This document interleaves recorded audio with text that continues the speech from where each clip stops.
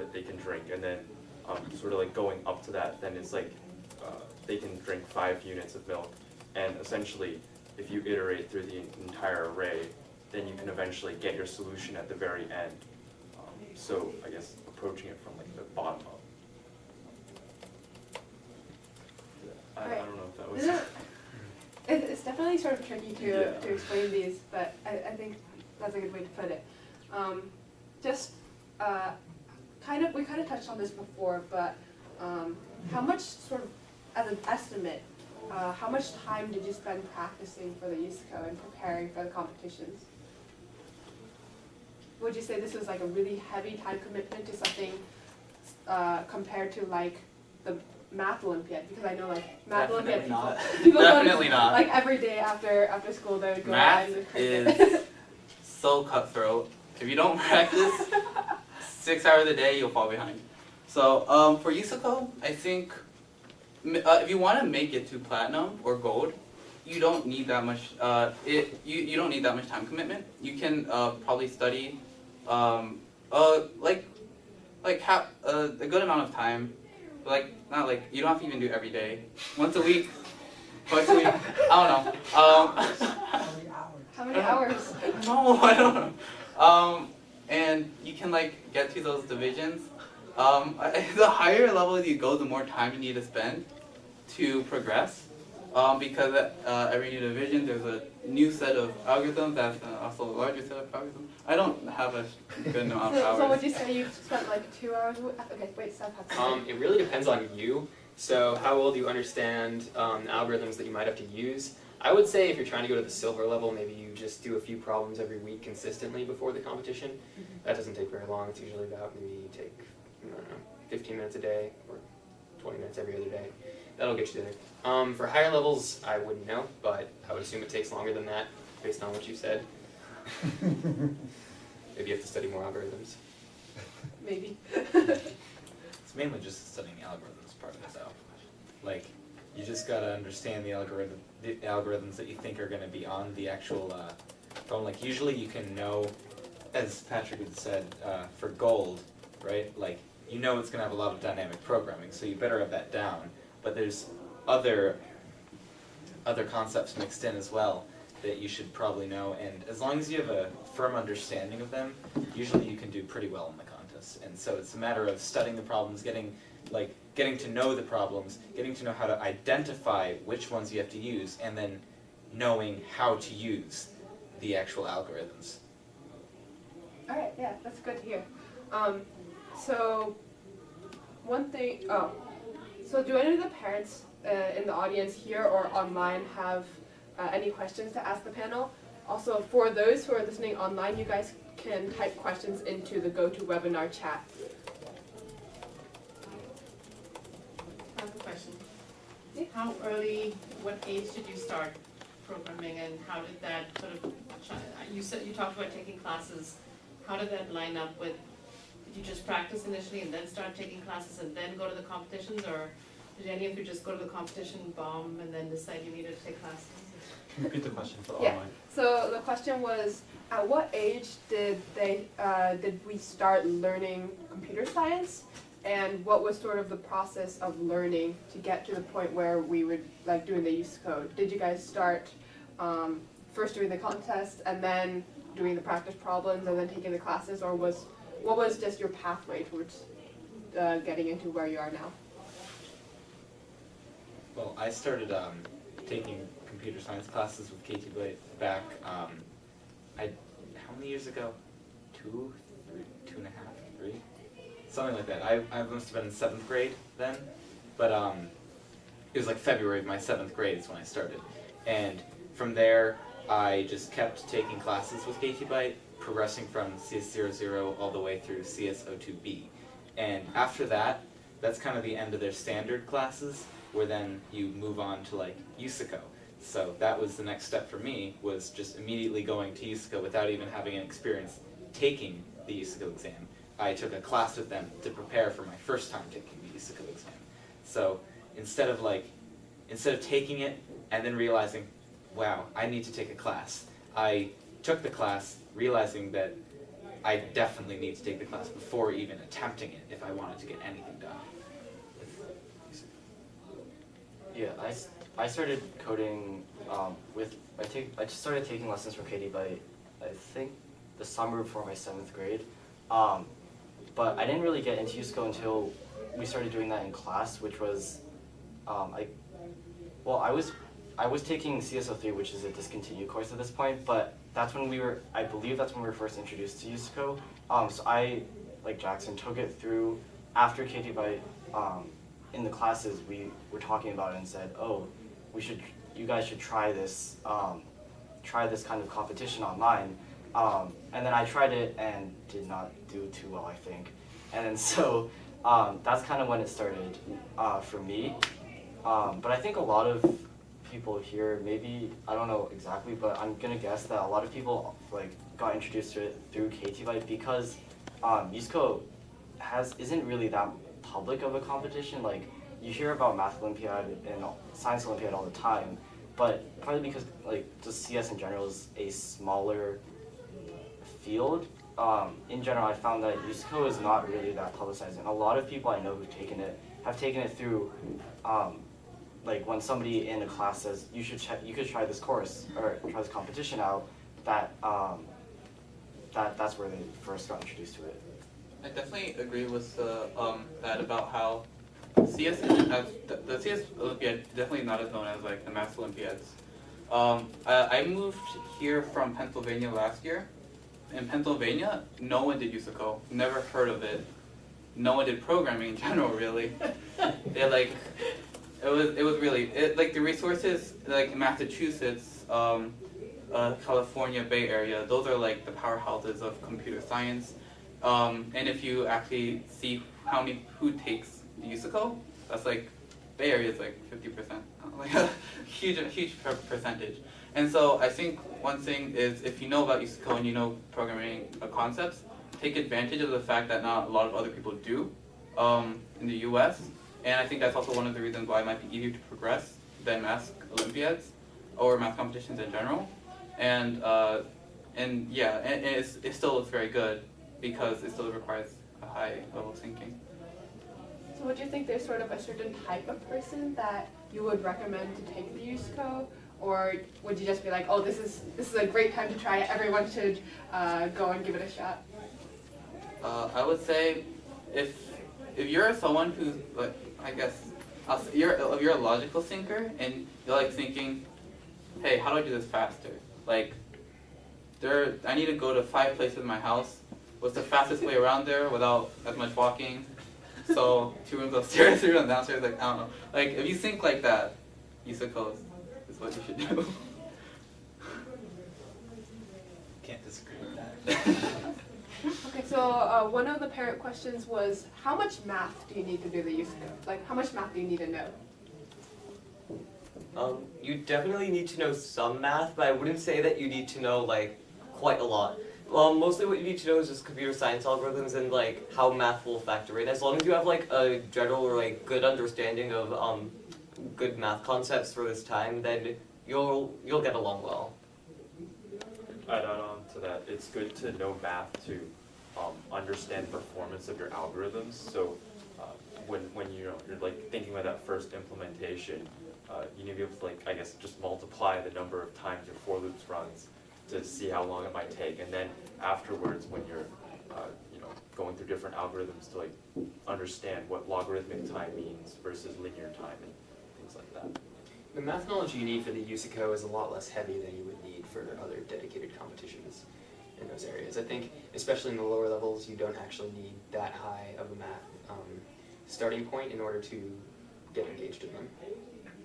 Yeah, like honestly, I think you could probably get by with like middle school math. The key part I think is being accustomed to using that math fairly like a lot. So being comfortable with math is pretty important, but you don't need like higher level kind of math. You definitely don't need any kind of like calculus or trig or anything. So yeah, you could definitely get by with a very basic understanding of math. It's just that naturally, as you know more math, you're probably going to understand the problems better. So that's just kind of something you're going to get, but nothing specific to the math itself is really that necessary for USACO. Okay, another thing is, so what, is there anything that the parent, so if a parent was very interested in getting their kid into the USACO and into CS competitions in general, do you feel like there's anything that they could do to help, like, show it to them and motivate them to do it? Or were you guys just like, oh, I'm just gonna do it on my own? I was motivated through my school club. Lexington Computer Science Club is focused heavily on USACO, and that's where I was introduced to it last year as well. And so they just said, I mean, why not take it? So I didn't really do anything back then. I just took the class, took the competition. I was like, oh, this seemed pretty fun. I just continued. I think if you want to motivate someone to do it, all you have to do is remember that it's a competition and that it's supposed to be fun. Like, it's not necessarily supposed to be this grind, and portraying it as that kind of thing is only going to set you back. I think that if you want to get someone into it, you have to definitely bring out the competition parts of it and how, like, you can test your skills essentially in the real world using this competition. You can show them the cows. Yes. All the questions are about Betsy Farmer the cow. John. Bessie the cow. Betsy the John, Yeah. Bessie the cow, Elsie the ghost, if they need a second. And like milking them and them going between fields and crossing roads. Or barn. Or barns and turning on and off the lights in a barn was one. I remember that one. They can get pretty weird. Yeah. I mean, like, one of them was about Farmer John being into classical architecture, so for some reason wanting to build a circular barn. Yeah. I mean, they have weird hobbies in these problems. Alright, do you guys have any more questions? Okay, yeah. I'll ask a light question. With the competitions and they're 4 hours, so I'm just curious, as a parent of one of the guys up there who sits for the entire 4 hours, I'm wondering how you guys spend your 4 hours. Do you get up at any time, or do you stay seated the whole time?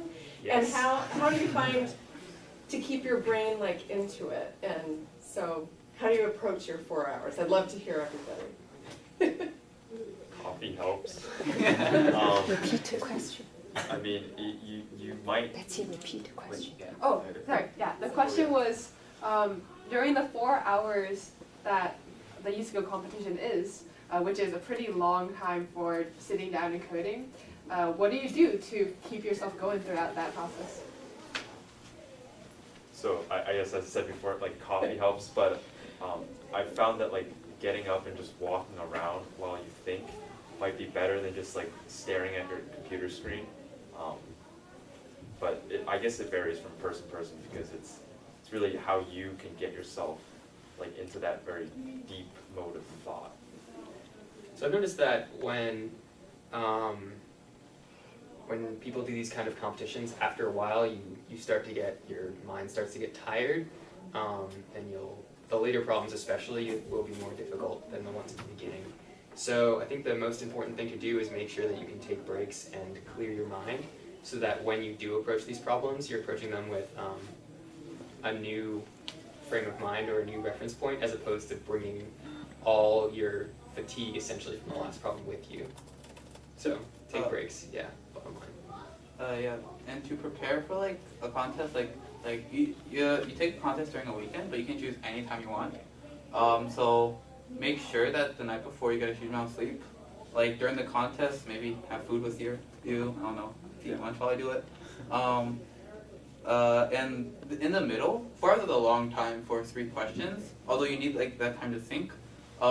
After doing a question, or like maybe you're stuck on one of the questions, you have time to take a break and come back, like watch a YouTube video, browse Facebook, message somebody, and then go back right into the problem after you feel frustrated, because a lot of times when you come back, you might notice something you didn't notice before, and yeah.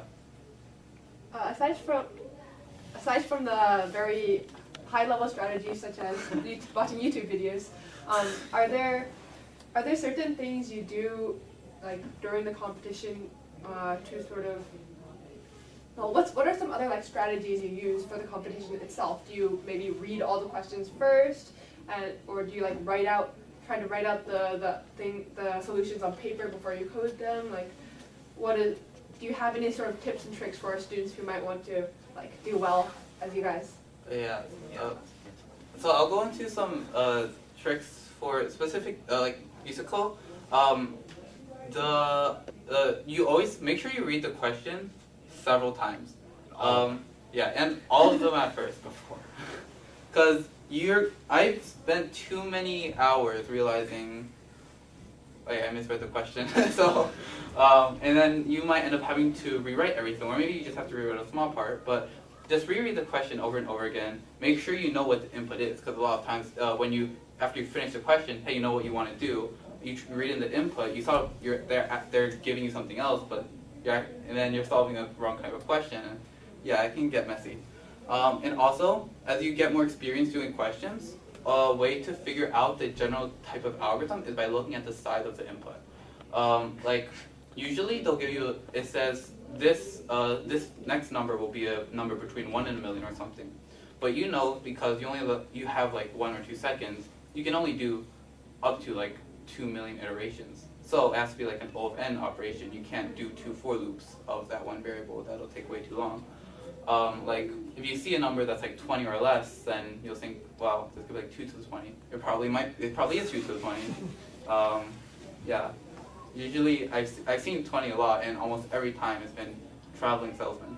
I don't think there's been a single time it hasn't been traveling salesman. So when I do it, as Patrick said, I read all of the problems before I even attempt the first one, just so that like as I'm programming the first one, if like I'm struggling a little bit, I can still like have the other ones in the back of my mind where I'm still kind of thinking about them, and I could be like, well, that one seems pretty easy right now, and I could go work on that one instead of like, say the first one. I could go to the second one first, because I feel I could get it done easier, maybe.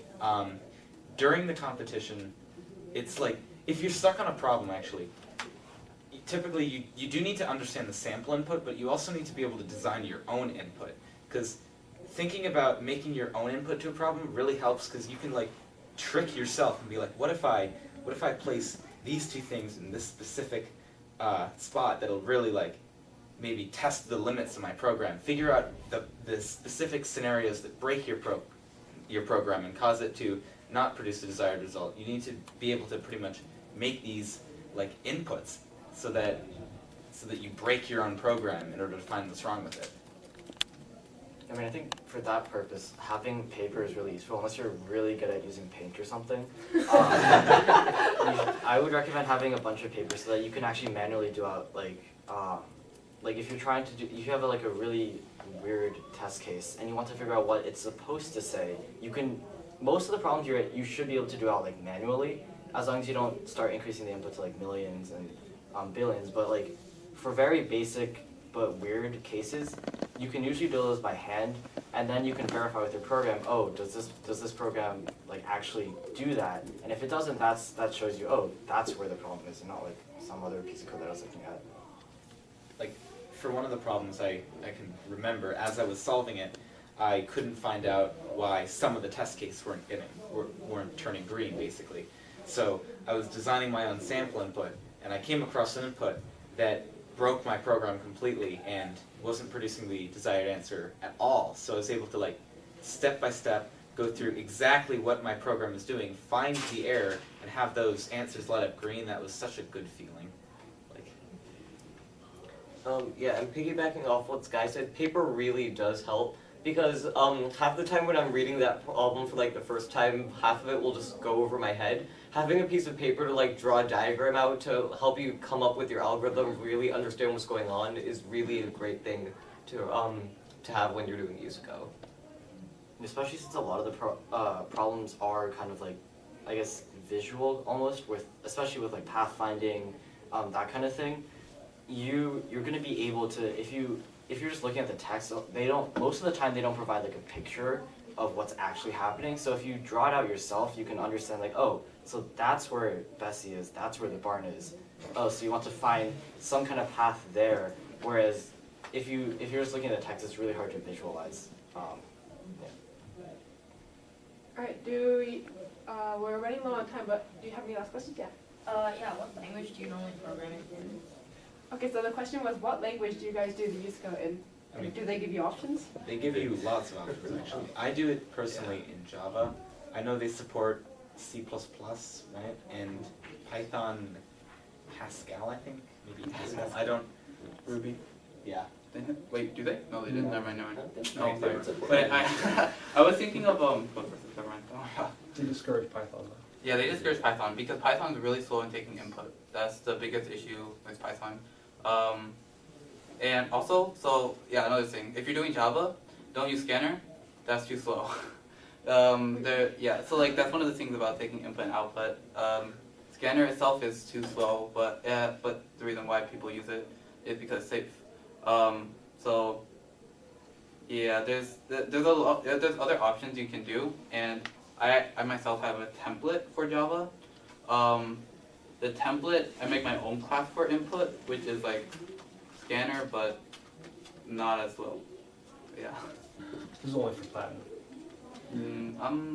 Yeah, I've used it for gold. I think scanner got me through up until gold, and then once I started trying to do gold problems, I occasionally had to switch off of using scanner, just because, like, doing that would actually speed up my code significantly. And another thing that would also speed up code is removing every print line you have is super good, especially if you're debugging. You have all the print lines there, and you don't realize that the actual their code is also running that, and those print lines actually slow down your code significantly, especially if you're doing it for like every single time you're iterating through. All right, thank you guys so much. Do you want to just like go through and just say like a couple words to those students who are listening who might be interested in trying out the USACO? One by one. Do it. Okay, actually, screw the line, can't beat that. Thank you guys all for coming. Thank you everyone who came and listened in the GoTo webinar. Yeah, this KTBYTE panel on the USA Computing Olympiad. We're done.